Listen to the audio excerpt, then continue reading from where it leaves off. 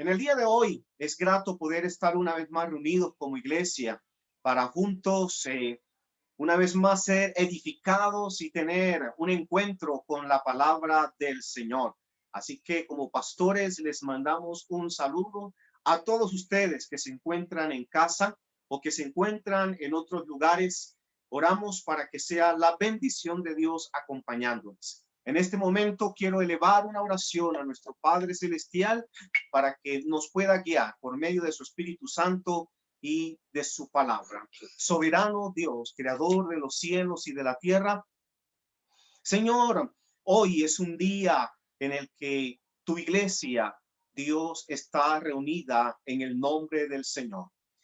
Dios, te damos gracias porque este es un nuevo día que tú nos regalas y extiendes tu misericordia, extiendes tus favores para todos aquellos que se acercan ante ti con un corazón contrito y humillado. Hoy oramos para que tu presencia esté sobre aquellas personas que están clamando por socorro, por ayuda.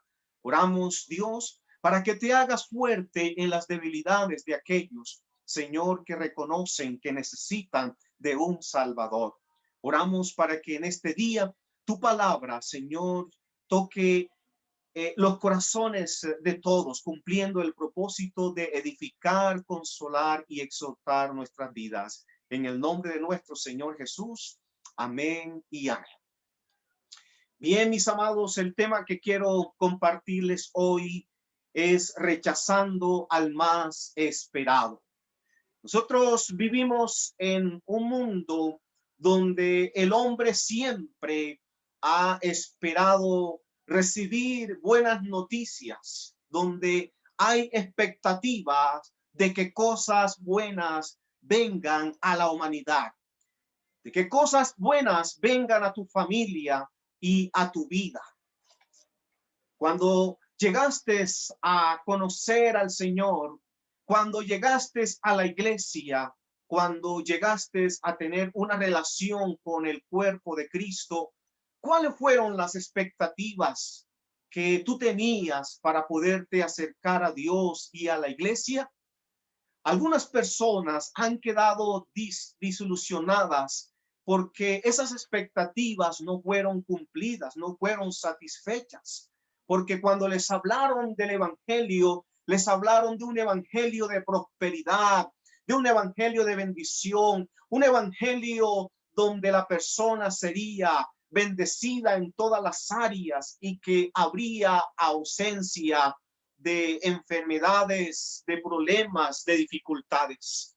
Pero cuando se dieron cuenta de que la vida del cristiano es una vida que tiene que vivir situaciones difíciles de enfermedad, donde tiene que experimentar el dolor por la partida de un ser querido, entonces a veces las personas se sienten decepcionadas del evangelio. Y no fue diferente lo que pasó en la vida de nuestro Señor Jesucristo, porque Jesucristo, siendo el más esperado y deseado en el pueblo de Israel, cuando llegó la palabra de Dios nos dice que él fue rechazado. Y vamos a estar leyendo la Biblia, la palabra de Dios, en el Evangelio según San Mateo, capítulo 13. Vamos a estar mirando los versículos 53 hasta el 58. Repito, Evangelio según San Mateo, capítulo 13, versículos 53 al 58. Y leo la palabra de Dios en el nombre del Padre, del Hijo y del Espíritu Santo. Aconteció que cuando terminó Jesús estas parábolas, se fue de allí. Y venido a su tierra, les enseñaba en la sinagoga de ellos, de tal manera que se maravillaban y decían: ¿de dónde tiene esta sabiduría y estos milagros? ¿No es este el hijo del carpintero? ¿No se llama su madre María y sus hermanos Jacobo, José, Simón y Judas? ¿No están todas sus hermanas con nosotros? ¿De dónde pues tiene todas estas cosas? Y se escandalizaban de él. Pero Jesús les dijo: no hay profeta sin honra sino en su propia tierra y en su casa. Y no hizo allí muchos milagros a causa de la incredulidad de ellos. Dios nos bendiga por su palabra. Este pasaje que acabamos de leer también tiene su paralelo en otros evangelios. Usted lo puede encontrar también en Marcos 6, del 1 al 6. Y también en el evangelio de Lucas nos habla algo al respecto. En evangelio según San Lucas, capítulo 4, versículos 16 hasta el 30. Esta historia, mis amados hermanos, que nos narra la palabra de Dios, se da en Galilea, en Nazaret, la tierra natal de Jesús, la tierra donde nuestro Señor Jesucristo se crió en su niñez, su adolescencia y también en su juventud. Y la palabra de Dios nos narra aquí que Jesús vino a su tierra y que enseñaba en la sinagoga. Pero hoy quiero iniciar esta parte introductoria también preguntándoles: ¿quién fue Jesús? ¿Quién fue nuestro Señor Jesucristo? ¿Quién fue Jesús, el Mesías esperado? Y nosotros podemos tener respuestas en la misma Biblia. Nosotros sabemos que Jesucristo fue hijo de María, que fue engendrado por el Espíritu Santo de Dios, y también tuvo como padre a José. La palabra de Dios nos dice que Jesucristo nació en Belén de Judea, que nació en un lugar donde era la habitación de los animales, es decir, en un pesebre. Jesús nació rodeado de animales, nació en unas condiciones de salubridad peligrosas para la salud. Y también sabemos, mis amados hermanos, que Jesús, cuando nació, fue perseguido por Herodes, ya que Herodes lo quiso matar debido a que se decía que Jesús era el rey de los judíos. Sabemos de Jesús que aún siendo niño tuvo que huir con sus padres a Egipto. Tuvo que huir como un desplazado, experiencia que muchas personas han tenido que enfrentar en esta época. Y sabemos que Jesucristo creció en Nazaret, un lugar donde más o menos la gente que habitaba en Nazaret en aquella época eran más o menos por ahí entre 1,600 a 2,000 personas. Eso es lo que nos dicen los historiadores bíblicos. Jesús nació en un pueblo donde había escasez de oportunidades, pero no faltaba el trabajo. Y Jesús creció viendo a su padre José trabajar la carpintería, y por eso se llama que Jesús es el carpintero. Jesús no nació en una familia rica, en una familia poderosa, en una familia reconocida de la región en aquel tiempo. Jesús nació en un hogar humilde. Ese es nuestro Señor Jesucristo. Y por eso la palabra de Dios nos dice que cuando Jesucristo va a Nazaret, Él va con un propósito. Él va para mostrarse como el Mesías. Él desea que su tierra, que Nazaret, que su familia, que sus vecinos y sus conocidos le puedan reconocer como el Mesías, porque ha llegado el tiempo en que Cristo inicia su ministerio público. Y ya en otros lugares Jesucristo había hecho milagros. Mucha gente seguía a Jesús, multitudes, y él quiso ir a su tierra porque allí estaba la familia, porque ahí estaban los amigos, los conocidos que desde su niñez habían compartido con él. Y Jesús quiso, como les dije, mis hermanos, a que su tierra le conociera como el Mesías. Y por eso, estando allí, Lucas nos registra y nos amplía un poco de lo que sucedió ese día sábado.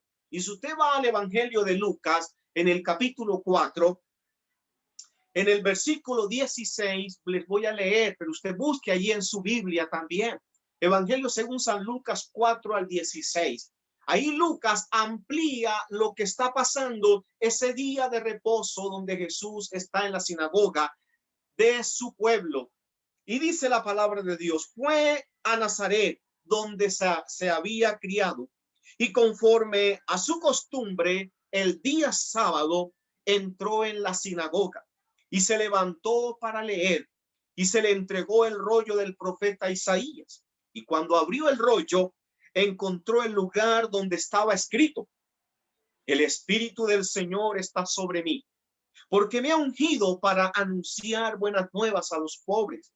Me ha enviado para proclamar libertad a los cautivos y vista a los ciegos, para poner libertad a los oprimidos y para proclamar el año del Señor. Y dice el versículo 20 que después de enrollar el libro y devolverlo al ayudante, se sentó, y los ojos de todos estaban en la sinagoga fijos en él.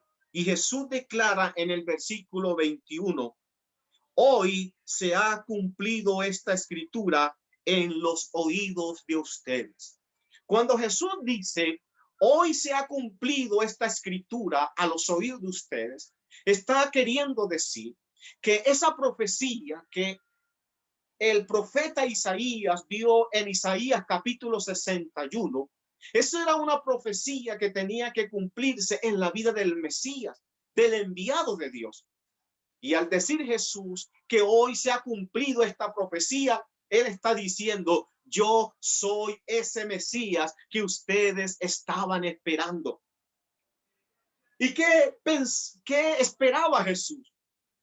Que su pueblo, que su familia, que sus amigos y conocidos reconocieran que él fuera el Mesías. Porque él ya había hecho milagros en Judea y en otras regiones de Palestina. Pero cuando llega a su tierra y se da a conocer como ese Mesías, ¿qué hacen la gente de su pueblo? La gente de su pueblo entonces empieza a cuestionar, empieza a dudar, empiezan a decir cosas acerca de Jesús. Y ellos empiezan entonces a decir: bueno, ¿de dónde tiene esta sabiduría y estos milagros? Es lo que nos dice Mateo 13, 54 y 55. Dice: ¿no es este el hijo del carpintero? ¿No se llama su madre María? Y describe el nombre de sus hermanos varones. Y también dice que ahí están las hermanas de Jesús, las mujeres que no les mencionan sus nombres. Entonces la gente empieza a decir: bueno, ¿cómo así? ¿Quién es este hombre en verdad? Nosotros lo conocemos como el carpintero, como el hijo del carpintero. Él es esa persona que jugaba con nosotros, que iba con nosotros a la sinagoga. Él era el encargado de hacer los oficios de la casa. Él era el responsable de cuidar de sus hermanos menores. Y ahora, ¿cómo viene a decir que él es el Mesías? Y la gente estaba consternada, mis amados hermanos. Pero sobre todo tenían un manto de duda, tenían un manto de incredulidad, porque no podían creer que Jesucristo fuera el Mesías.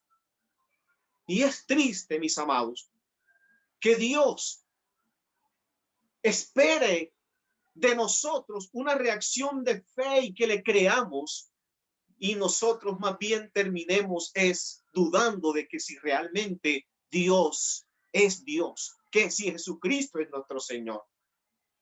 Por eso les decía en un principio que algunas personas, cuando llegan a la iglesia, cuando escuchan de la predicación del evangelio, se hacen a una serie de expectativas porque piensan de que sus vidas van a ser diferentes, en el sentido de que van a dejar de ser pobres, de que van a dejar de ser desconocidos para convertirse en personas famosas y populares. Y la gente piensa de que el evangelio lo van a recibir porque va a venir a ellos una gran recompensa económica y material y un cambio de vida. Y todo entonces lo van reduciendo al campo material, al campo económico. Sí es cierto, mis amados hermanos, que el que viene a Cristo, Pablo dice en 2 Corintios 5:17, que Dios le hace una nueva creación, una nueva persona, y que muchas cosas van a cambiar en la vida de esa persona. Pero Dios no dice que esa persona, por creer en Cristo, entonces dejará de ser pobre, dejará de estar completamente en problemas, en dificultades, y que no va a venir enfermedades, no va a sufrir más. No, la Biblia no dice eso. Y por eso hay personas que se frustran en el cristianismo, se sienten defraudados del cristianismo y se van apartando de la iglesia y se van apartando del evangelio. Y uno se pregunta si en verdad esas personas tuvieron un arrepentimiento genuino, si en verdad esas personas decidieron creer en Cristo como Señor y Salvador. Entonces, la gente de Nazaret, el pueblo donde Cristo se había criado, mis amados, tuvieron un manto de duda frente al evangelio y a la palabra de Cristo. Y por eso aún dice la palabra que cuando Jesús inicia su ministerio, él empieza a escoger a algunos de los discípulos, quienes serían también sus apóstoles. Y encontramos una experiencia que nos narra el Evangelio de Juan en el capítulo 1. Usted puede ir a Juan capítulo 1, porque allí en el versículo 44, le voy a leer versículo 44, 45, le voy a leer lo que allí encontramos. Entonces, el contexto es que Jesús está escogiendo a algunos de sus discípulos, algunos de sus apóstoles. Y dice la palabra de Dios, versículo 43, voy a leerlo. Al siguiente día, Jesús quiso salir para Galilea y encontró a Felipe. Y Jesús le dijo, sígueme. Felipe, dice el versículo 44, era de Betsaida, la ciudad de Andrés y de Pedro. Felipe encontró a Natanael y le dijo, hemos encontrado a aquel a quien Moisés escribió en la ley y también en los profetas, a Jesús de Nazaret, el hijo de José. Mire que aquí está diciendo el hijo de José. Y dijo Natanael, ¿de Nazaret puede haber algo bueno? En la Nueva Versión Internacional creo que dice algo así, ¿de Nazaret puede salir algo bueno? ¿Por qué? Porque están menospreciando a la gente de Nazaret o de Galilea, porque era un pueblo pequeño. Era un pueblo también que tenía una mezcla de judíos y gentiles. ¿Por qué está menospreciando a Nazaret? Porque la Meca, porque la capital de Israel es Jerusalén. Y supuestamente de allá es donde debe salir el más poderoso, el gobernante, no de Nazaret, no de una población humilde de pocos habitantes. Y empezaron a menospreciar a Jesús aquí porque era de Nazaret. Y este discípulo, Natanael, llega a preguntar, llega a decir, ¿es que acaso podrá salir algo bueno de Nazaret? Mis amados, Jesús, por haber nacido en Nazaret o por haberse criado en Nazaret y en Galilea, lo menospreciaron, lo estigmatizaron. Y les pregunto, ¿cuántas veces también tú fuiste rechazado, estigmatizado al decir de que tú vienes de determinado lugar? Por el hecho de que seamos de las comunas de Medellín, de las comunas donde hay más problemas sociales, donde hay mayor hacinamiento, donde hay mayor pobreza, donde hay donde hay pocas oportunidades para salir adelante, la gente posiblemente te puede menospreciar. La gente podrá decir, ¿cómo que ha de salir un gobernador, un alcalde, un presidente de esas comunas pobres de Medellín?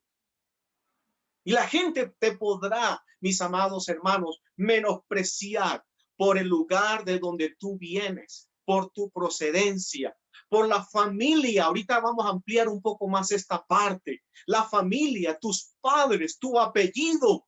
Todo esto la gente lo mira en el momento de valorar a alguien. ¿Por qué? Porque en esta época la sociedad ha creado estereotipos. Ha creado estereotipos de belleza, ha creado estereotipos de riqueza, ha creado estereotipos de los gobernantes, que si tú no eres de tal familia, si tú no vienes de esta universidad, entonces tú no podrás ser un gran empresario, no podrás ser un presidente, un gobernador o un alcalde. Fíjese que muchas personas han sido estigmatizadas por el lugar de donde provienen. Y estoy seguro que a ti también en un momento dado, no sé, en el trabajo o en la universidad o alguna persona que conociste y te enamoraste de ella, pero cuando le dijiste de dónde eras, te menospreció, te echó, etcétera. No sé qué haya pasado, pero también quiero decirte que también por el hecho de ser creyente, de ser cristiano, nos han menospreciado. Nos han estigmatizado y nos han puesto como aparte. Y con este evangélico, nada que ver. Con esa muchacha que es cristiana, nada que ver. Con este que es asolapado, porque piensan de que el cristiano es asolapado, que el cristiano debe ser completamente pobre, completamente rezagado, que tiene que vivir en unas condiciones precarias porque tiene que hacer voto de pobreza o no sé. La gente tiene esas percepciones de lo que son los cristianos. Y la iglesia del Señor ha sido también estigmatizada y rechazada por los demás. Jesucristo fue rechazado por los de su propia nación. Jesucristo fue rechazado por los de su propio barrio, por los de su propio pueblo, mis amados hermanos. Y él era el más esperado en los tiempos de Israel. Él era. Y la palabra llega a decir también en Juan 1:11. Tú puedes buscar en Juan 1:11, donde allí el evangelista declara, a los suyos vino, pero los suyos no lo recibieron. A los suyos vino, pero los suyos no le recibieron. Jesucristo, como te digo, fue rechazado muchas veces por los de su pueblo. Te pregunto en este tiempo, ¿te has desilusionado? ¿Te has sentido que el evangelio ha sido un fracaso para ti? Espero que no sea así, mis amados hermanos, porque aunque te encuentres pasando por una enfermedad, aunque estés desempleado, aunque tu nevera, como dijo una vez Andrés Uribe, esté gomela, un hermano en la fe dijo así, aunque la nevera esté gomela, es decir, que no haya nada que comer, nosotros sigamos creyendo en Dios. Como decía el profeta Habacuc, aunque no haya vaca en los corrales, aunque no haya ovejas, aunque no haya alimento que comer, porque no hay frutos. ¿Qué decía el profeta Habacuc? Con todo, yo me gozaré en Jehová, en el Dios de mi salvación. Amén. Cristo es Dios. Cristo es nuestro Dios. No importa el momento, la circunstancia, las dificultades que nos envuelvan, Cristo es Dios. Y como decía Job, yo sé que mi Redentor vive y aún del polvo él se levantará. Pero volviendo nuevamente al texto de Mateo capítulo 13, mis amados, quiero llevarles a lo siguiente. Las preguntas que se hacen la gente de Nazaret. La pregunta es, ¿de dónde consiguió estos poderes y esta sabiduría? Porque ya recuerden de que Cristo había hecho milagros en otros lugares. que Cristo les había hablado con poder la palabra de Dios. Y ellos se llegan a preguntar, ¿de dónde consiguió estos poderes y esta sabiduría? Si su papá es José el carpintero. Y aquí, al decir estas palabras de esta manera, la gente está hablando como de una manera despectiva. ¿Por qué? Porque, como les dije, Jesús fue hijo de María, una mujer humilde, una mujer devota y consagrada al Señor. Y José era un carpintero. Era uno, digámoslo así, de esos trabajadores rasos, que se ganaba para el sustento de cada día, el jornal de cada día. José no era un gran empresario. José no era un hombre religioso importante de la época, un rabí, un maestro. No. José era un carpintero.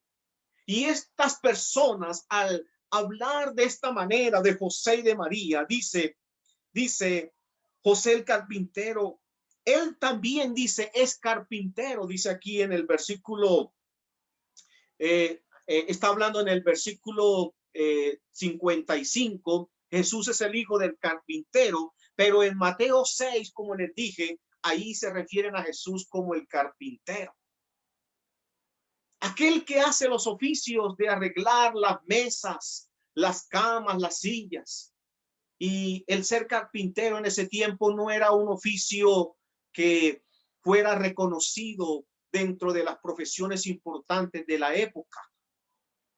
Entonces esta gente se llega a preguntar, ¿cómo es posible que este hombre, cuyos padres son humildes, carpintero él y su padre, cómo es posible que este sea el Mesías que nosotros estamos esperando? Ellos se llegan a preguntar de dónde saca todo lo que hemos visto y oído. Y además dice, además su mamá no es María y sus hermanos Jacobo, José, Simón y Judas. No están sus hermanas con nosotros. La gente dice, nosotros sabemos quién es Jesús. Sabemos quiénes son sus padres, quiénes son sus hermanos, quiénes son sus hermanas. Sabemos eso porque hemos convivido con ellos mucho tiempo. Recuerden que, como les dije al principio, Nazaret era un pueblo más o menos por ahí de 1,600, máximo 2,000 habitantes. Y era por ser un pueblo relativamente pequeño, la gente se conocía toda. Por eso ellos conocían a Jesús, mis amados hermanos. Y ellos al cuestionar esto acerca de Jesús y de la familia y de la procedencia de Jesús, estas preguntas entonces están dando a entender de que Jesús no viene, o más bien el Mesías no ha de venir de una familia pobre, de una familia humilde y mucho menos de Nazaret. Esto es las conclusiones a las que la gente está llegando. Y mis amados, ¿por qué era tan importante para los de Nazaret la procedencia y la familia como base para creer que si en verdad Cristo era o no el Mesías? Por una razón, ellos pensaron que el Mesías iba a ser un gran rey, que los iba a librar del imperio romano. Ellos, al malinterpretar y tergiversar las escrituras, no estaban esperando a un Mesías humilde, pobre y sufriente, como lo dice Isaías capítulo 53, sino que esperaban a un Mesías rey del linaje de David, un Mesías que eligiera un gobierno, que estableciera un gobierno en Judea, que estableciera un gobierno en Israel y que se erigiera a un ejército poderoso. Ellos tenían la mentalidad de que ese Mesías sería la persona que los libertaría para darles riqueza, para darles libertad y para que se convirtieran una vez en una nación poderosa, como lo fue Israel en la época del rey David y del rey Salomón. Pero cuando ellos escuchan que Jesús se da a conocer como el Mesías, dicen, no es posible. Este no es el Mesías que nosotros esperamos. Mis amados, Y hay un autor que se llama Gancho, el cual dice, habían adquirido en la mentalidad judía, oscurecidos por prejuicios de raza y de religión. Óigalo bien, ellos encasillaban al Mesías dentro de una familia poderosa, real, dentro de las familias más eh, mm, importantes de la época. Lo habían encasillado en esas condiciones. Y por eso ellos esperaban a un Mesías que fuese de una familia rica o poderosa. Pero ellos tenían un carácter totalmente erróneo, ya que el pueblo judío en ese tiempo, como les digo, mis hermanos, eran víctimas de la opresión extranjera, de la opresión del Imperio Romano. Ellos ansiaban tener mejoras, vivir en mejores condiciones, convertirse en una nación poderosa para desquitarse de sus enemigos, para vengarse de ellos. Y por eso esas ansias de poder hacían en su imagen de que su Mesías debía ser una persona poderosa. Por eso la razón, mis amados hermanos, que los suyos, los de Jesús, los de su nación, lo rechazaron, porque Jesús no satisfacía las expectativas, no llenaba las expectativas que ellos esperaban. Y mucho menos luego, posteriormente, que ese Mesías se rindiera al morir en una cruz como un hombre manso y humilde. Eso era como una vergüenza, que un hombre que había venido a reinar como rey, como Mesías, tuviera que morir en una cruz. Eso era una vergüenza para ellos. Por eso se acuerdan ustedes cuando esos dos amigos que van camino hacia Emaús, Cleofas y el otro amigo, y Jesús entra en la conversación y les pregunta que por qué ellos están tristes y todo eso. Y ellos dicen, es que nosotros esperamos que Él fuese el que nos fuera a libertar, pero Él fue crucificado, lo mataron y ya es el tercer día que esto sucedió. Es decir, que ellos habían puesto la esperanza en ese Mesías, pero como ese Mesías lo mataron, ellos también se disolucionaron del Mesías, mis amados. Entonces es triste que muchas veces nosotros, para poder creer, tenemos que ser como Tomás, ver los hechos poderosos, ver las obras milagrosas para decir, sí, yo creo en Cristo. No es necesario. El Señor Jesucristo le dijo a Tomás, Tomás, no seas incrédulo, sino creyente. Bienaventurados los que no vieron y los que creyeron. Entonces, para ir terminándoles en esta mañana, mis amados hermanos, estuvimos hablando entonces de este rechazo que Jesucristo sufrió por los de su nación. Ya los profetas del Antiguo Testamento habían dicho que el Mesías habría de venir. Jesús, sin embargo, ¿no les había demostrado también con milagros y palabras que él era el Mesías? Todo esto no era más que suficiente para demostrar su autoridad. No pensaban más, no pasaba más sus palabras, pesaban más sus palabras y sus milagros que el hecho de haber nacido en Nazaret y de haber sido hijo de María y de José. Al parecer para ellos no, más pesaban sus preceptos y esa perspectiva que tenían del Mesías que el cumplimiento de las profecías en la vida de Jesús. Y por eso Cristo, el más esperado, fue rechazado por los de su propio pueblo. Esto, por la incredulidad de ellos, produjo que Cristo no hiciera muchos milagros allí en Nazaret, allí en su propio pueblo. A través de este pasaje también podemos decir algo más, mis amados, y es acerca de la familia de Jesús, que la familia de Jesús, compuesta por José, María, los hermanos de Jesús y las hermanas de Jesús también, porque algunos llegan a decir que los hermanos y las hermanas de Jesús eran parientes, eran primos o familiares, pero que no eran sus hermanos, porque ustedes saben de que la tradición católica llega a afirmar que Jesús nació siendo María virgen y que María quedó virgen y que Jesús no tuvo más hermanos o que María no tuvo más hijos. La Biblia sí registra allí en Mateo 13 y en Marcos 6 del 1 al 6 que Jesús sí tuvo más hermanos y más hermanas. Eso es categórico. Son hermanos biológicos, son hermanos de carne. Así que en este día, para finalizar, te pregunto, ¿en verdad es Cristo la persona que ha cambiado tu vida, que ha hecho de ti una nueva creación? En verdad, Cristo al llegar a tu vida ha cumplido esas expectativas que tú tenías cuando creíste en Él, o todavía estás esperando un Mesías como lo esperaban. Aún todavía estás esperando algo nuevo, que algo pase, que se convierta en un hecho poderoso para que tú puedas decir, ahora sí voy a creer en Dios. No, mis amados, debemos creer en Dios en este tiempo. No importa, como les dije, las circunstancias que tú estés viviendo, Jesucristo es tu Señor.